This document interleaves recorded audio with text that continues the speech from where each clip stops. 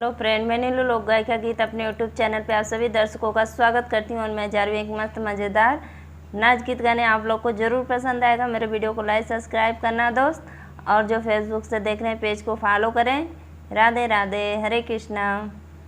राजा हो हमें लाइदा चुनरिया, राजा हो हमें लाइदा चुनरिया, राजा हो हमें लाइदा चुनरिया। चुनरी पहिरी हम गैली बजरिया, चुनरी पहिरी हम गैली बजरिया, राजा हो हमें लागई नजरिया, राजा हो हमें लागई नजरिया, राजा हो हमें लाइदा चुनरिया, राजा हो हमें लाइदा चुनरिया।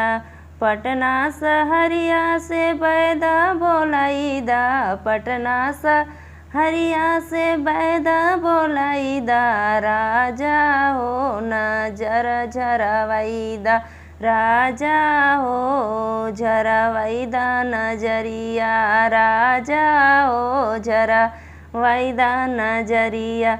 पटना सहरिया का बैदा हरामी, पटना सहरिया का बैदा हरामी, राजा हो मंगनन दी हमारी, राजा हो मंगनन दी हमारी, राजा हो मंगनन दी हमारी, राजा हो मंग बहिन तोहार, राजा हो मंग बहिन तोहार, राजा हो हमें लाइदा चुनरिया, राजा हो हमें लाइदा चुनरिया।